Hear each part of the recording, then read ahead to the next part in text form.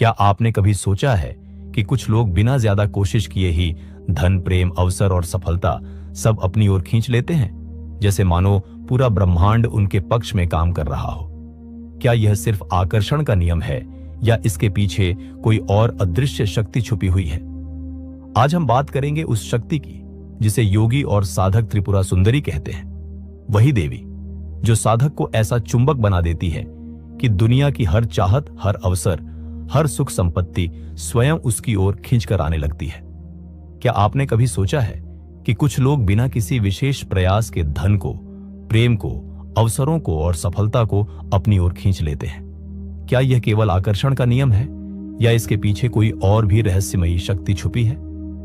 भारतीय परंपरा कहती है कि इस रहस्य के पीछे खड़ी है एक दिव्य शक्ति जिनका नाम है त्रिपुरा सुंदरी। वो देवी जो केवल सौंदर्य की प्रतिमा नहीं बल्कि संपूर्ण ब्रह्मांड की आकर्षण शक्ति है।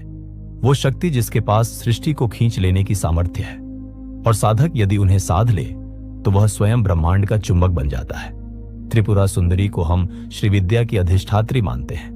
उनके 3 रूप हैं, इच्छा शक्ति, ज्ञान शक्ति और क्रिया शक्ति। यही तीनों रूप मिलकर किसी साधक को पूर्ण बनाते हैं। साधक जब त्रिपुरा सुंदरी की साधना करता है तो उसका मन इतना शुद्ध, उसकी ऊर्जा इतनी उच्च और उसकी चेतना इतनी उज्जवल हो जाती है कि ब्रह्मांड उसके भीतर से प्रवाहित होने लगता है। आकर्षण का नियम कहता है कि जैसा आप सोचते हैं, जैसा आप महसूस करते हैं, वैसा ही आप अपने जीवन में खींचते हैं। लेकिन त्रिपुरा सुंदरी की साधना इस नियम को केवल मनोविज्ञान तक सीमित नहीं रखती।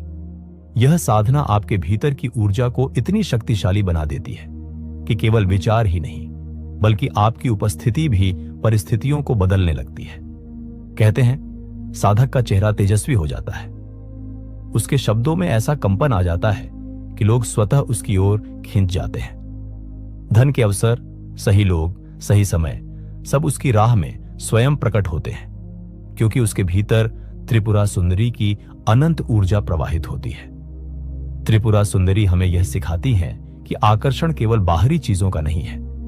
सच्चा आकर्षण भीतर से आता है जब आपका मन शांत है, जब आपके विचार स्पष्ट हैं और जब आपकी आत्मा देवी से जुड़ी है, तभी आप ब्रह्मांड के वास्तविक चुंबक बनते हैं। यही कारण है कि प्राचीन समय में राजाओं से लेकर आर्षियों तक सब श्री विद्या साधना की ओर आकृष्ट होते थे क्योंकि यह केवल भौतिक समृद्धि नहीं देती, यह साधना साधक को संपूर्णता देती।